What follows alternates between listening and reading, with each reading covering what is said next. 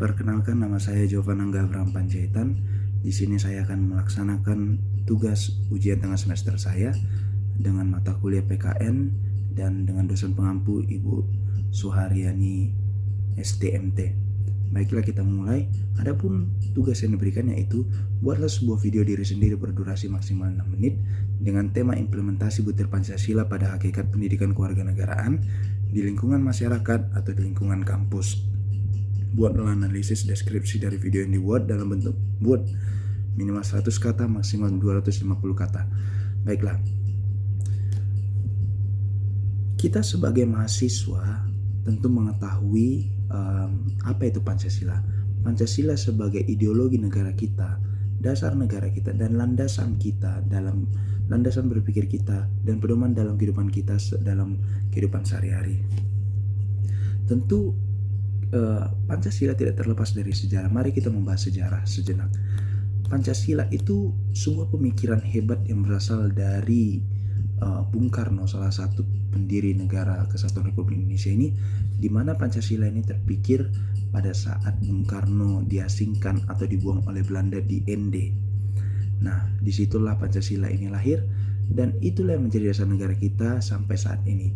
Tentu Pancasila sebagaimana yang kita ketahui memiliki butir-butir yang dimana semuanya saling bermanfaat dan tentunya tidak bisa dipisahkan satu sama lain.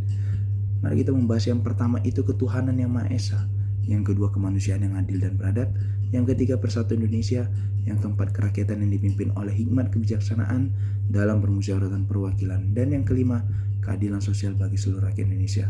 Mari kita bahas satu persatu. Ketuhanan yang Maha Esa, sila pertama. Kita sebagai mahasiswa tentu terdiri dari berbagai macam agama, ras, suku, budaya, warna kulit, golongan, dan lain-lain.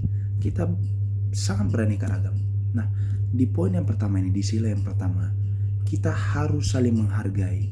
Misal seperti saya beragama Kristen Protestan, maka saya beribadah dan menyembah Tuhan saya, Tuhan Yesus Kristus, Allah Bapa yang Maha Kuasa. Nah, begitu juga dengan teman-teman yang lain, mahasiswa yang berasal dari agama Islam misalnya, dari Hindu, dari Buddha, dari Konghucu. Tentu mereka juga harus kita hargai dan kita support. Dan mereka tentu harus menyembah Tuhan mereka yang mereka percaya, karena itu dilindungi konstitusi. Konstitusi kita mengatakan bahwa setiap warga negara bebas memeluk agama apapun yang dipilihnya sesuai dengan keyakinannya. Itu yang pertama. Jadi kita mari menghargai teman-teman kita apapun agamanya. Sila kedua, kemanusiaan yang adil dan beradab. Kita sebagai manusia harus memiliki rasa kemanusiawian tinggi. Tentu ketika teman kita berada pada masa-masa sulit, misalnya dia kemalangan atau apapun, mari kita membantu, kita salurkan apa yang kita bisa bantu, sehingga itu menjadi berkat bagi kita, dan dengan harapan Tuhan memberikan atau membalaskan kebaikan kita dengan berlipat ganda. Lanjut, sila ketiga, persatuan Indonesia.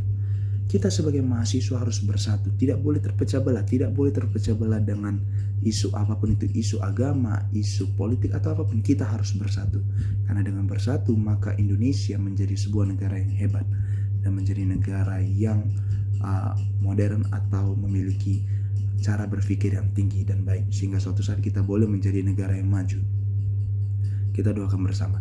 Lanjut ke sila keempat, kerakyatan yang dipimpin oleh hikmat kebijaksanaan dalam permusyawaratan perwakilan. Tentu setiap apapun yang kita bahas harus ada musyawarah.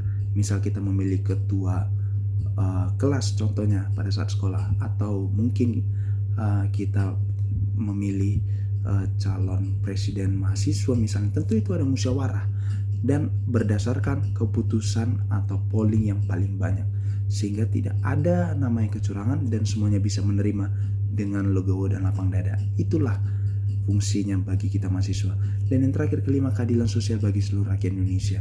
Keadilan sosial harus ditegakkan bagi mahasiswa. Tidak boleh ada yang merasa dicurangi atau diasingkan atau apapun itu.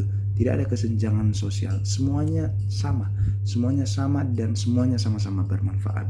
Sehingga apapun butir-butir Pancasila yang sudah saya jelaskan tadi, itu berguna bagi kita mahasiswa, dan tentunya ini menjadi landasan kita dalam kehidupan sehari-hari kita di kampus ataupun dimanapun kita berada. Tidak harus di kampus, di lingkungan masyarakat, dimanapun kita berada, kita harus mengamalkan dan menjalankan apa yang diinginkan oleh Pancasila.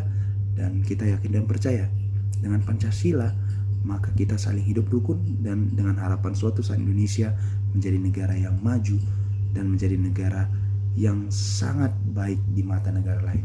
Demikianlah video saya. Mohon maaf apabila ada kekurangan. Sekali lagi saya ucapkan terima kasih.